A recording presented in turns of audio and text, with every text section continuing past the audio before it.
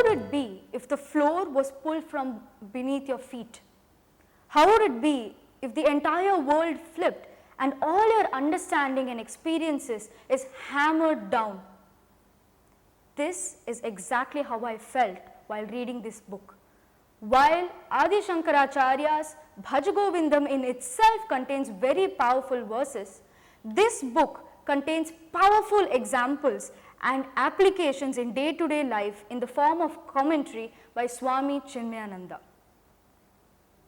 This book has had a very drastic impact on my life. It has deconstructed everything that I had built and introduced me to the truth behind them. Verse by verse, it peeled off fancy layers, and as if unwrapping a fanciful gift, it produced and kept before me the raw, blatant and gross truth of life. As if holding a hammer in their hand, Shankaracharya and Swami Chinmayananda demolish each and every delusion that we have in our life. The delusion of wealth, the delusion of family, the delusion of attachments, the delusion of time, the delusion of body, and various other delusions that we have built up.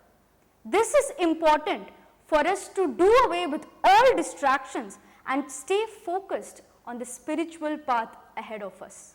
For example, while keeping the delusion of attachment in high regards and spending most of our energy trying to keep them intact, Shankaracharya clearly points out that it is only as long as this body has a capacity to earn, or is firm and intact, or it still has breath in it, that this all makes sense.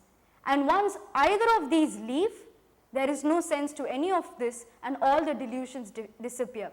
Going further, Gurudev goes on to explain, and I read, in short, to spend one's entire lifetime in sheer body worship, in earning more, so that this futile worship may be made more elaborate, is one of the abominable intellectual stupidities into which humanity readily sinks.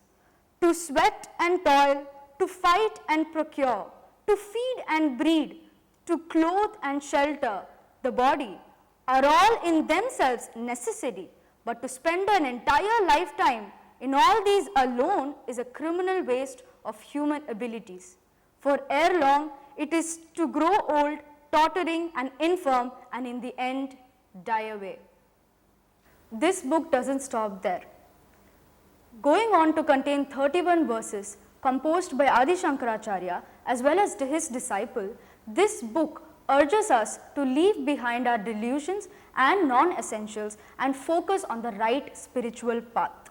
After removing all of these delusions and bringing down everything that we have built so far, once the seeker is empty and ready to observe the truth behind it, the master goes on to unravel the way forward. He urges the devotees to seek the divine grace, to take the Lord's name and a set of inner exercises to stay on the right spiritual path and do away with these delusions.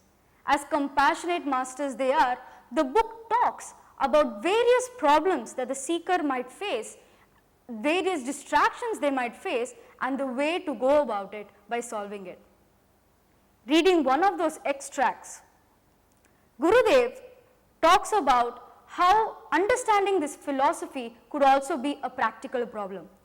And I read, in spite of our appreciation of the rationale in the philosophy so far discussed, the fact still is that we are living every hour of our existence amidst the temptations of life, where wealth and the woman are the main enchantment. In order to reinforce the efforts of a student in his days of seeking and to give him more courage and strength, Shankara advises him to have plenty of company of the good. This is to protect him from the rising waves of passion within. Hence, by going forth, they talk about each and every problem and the ways to solve them, thus keeping away the distractions and staying focused on the spiritual path. This book, as I see it, is a set of powerfully thrown punches. And once the disciple accepts defeats and surrenders his ego in the feet of his master, they simply lift him up with compassion and set him on the right path by saying, Bhaja Govindam, Bhaja Govindam, Govindam Bhaja Mudamate. This book is an experience. Don't miss it. Grab it right now.